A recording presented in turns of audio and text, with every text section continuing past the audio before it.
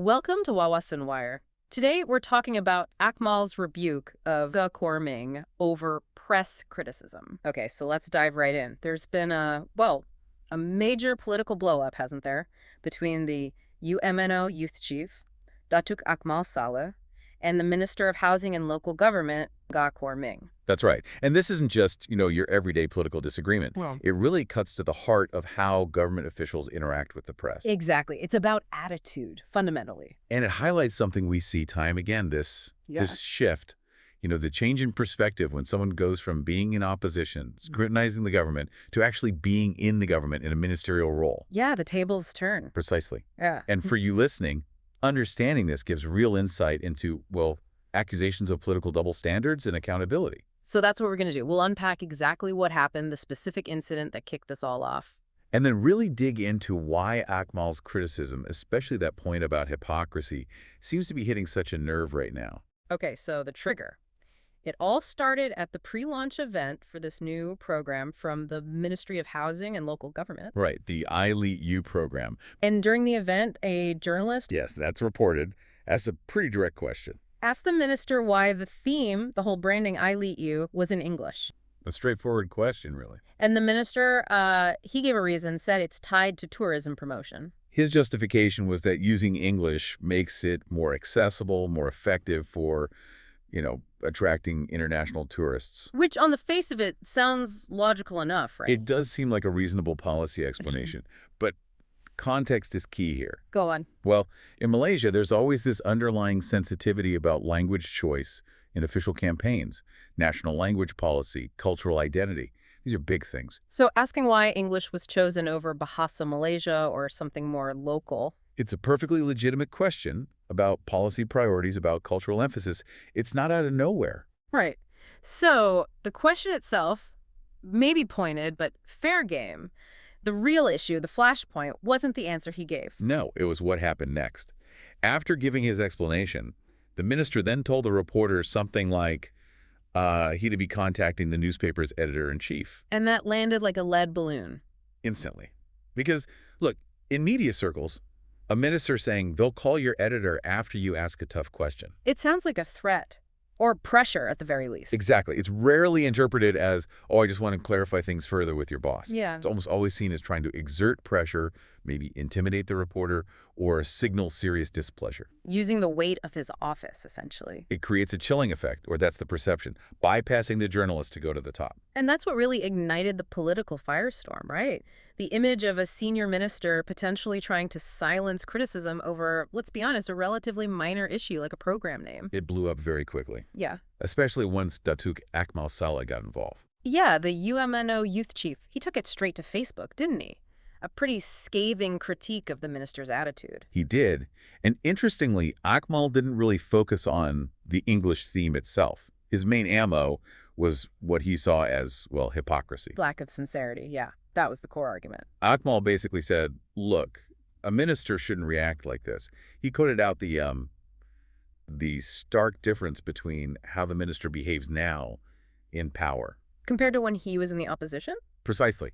Akmal reminded everyone that when the minister and his party were on the opposition benches, they were relentless critics. They used very similar, often aggressive methods to challenge the government on all sorts of issues. They built their brand on being watchdogs. Holding power to account, that was their whole thing. But now, Akmal argues, suddenly the shoe is on the other foot. The minister's in office, and according to Akmal, he gets defensive or breaks down over a single question from a reporter. He framed it as a complete change in standards. Yes. Akmal's point is that the standard for press interaction shouldn't depend on whether you're in government or opposition.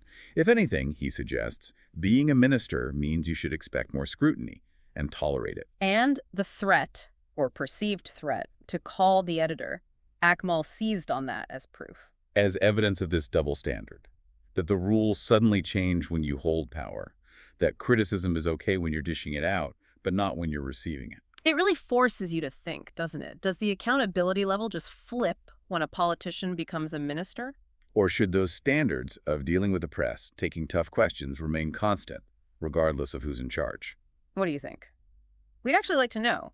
Should politicians be expected to handle criticism differently once they're in government? Should the bar be higher, lower, or stay the same? Stepping back a bit, this whole incident, it's more than just a spat between two politicians, obviously. It touches on something bigger. Absolutely. Ministerial accountability, the role of a free press, these are fundamental issues. The media's job is to ask awkward questions, even about things that seem small, like the language on a poster. Because those small things can indicate bigger trends or problems. Exactly. The core issue isn't really the English theme itself. It's the perception that someone in a position of power might be trying to use that power to silence or intimidate critique just because it's inconvenient. And when a minister tries to go over a reporter's head to the editor-in-chief, that immediately sends a worrying signal, doesn't it?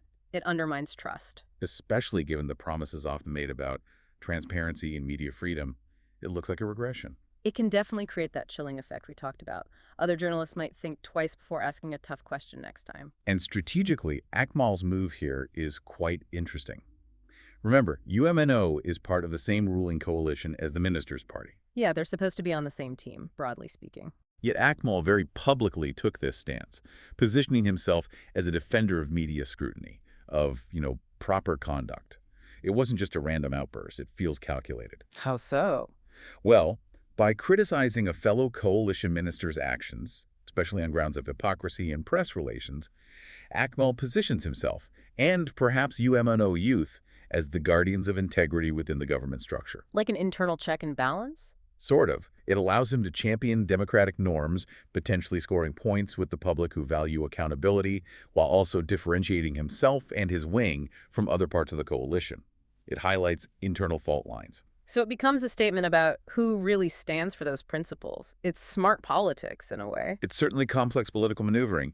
It turns a specific incident about press handling into a broader commentary on political sincerity and conduct within the unity government itself. And regardless of the internal politics, this sets a precedent, or at least raises questions about how the government overall will handle critical press coverage moving forward. The public expects transparency. They do. And actions perceived as trying to curb scrutiny, even subtly, tend to erode that public trust pretty quickly. Okay, so let's just recap the core conflict here. We had the Minister of Housing and Local Government, Ming, facing criticism from UMNO Youth Chief Datuk Akmal Saleh. The trigger was the minister's reaction to a reporter's question about the English theme of the I Lite You program, specifically the move to contact the editor. Akmal framed this as hypocrisy, contrasting the minister's past opposition stance with his current defensiveness, exposing a clear rift over political consistency and how ministers should engage with the media. Which leaves us with a rather pointed final thought to consider. Go ahead. If a minister reacts this strongly, with perceived intimidation, to a relatively simple question about language choice on a tourism campaign, something involving fairly minor public funds in the grand scheme of things, then what kind of resistance, what level of pressure can the media realistically expect when they start asking the really tough questions? Questions about, say, major national security issues or potential controversies involving billions of ringgit of public money. That really puts it into perspective, doesn't it? It raises the stakes significantly beyond just this one incident. It certainly suggests the challenges ahead for media scrutiny. Remember to like and subscribe for more videos like this.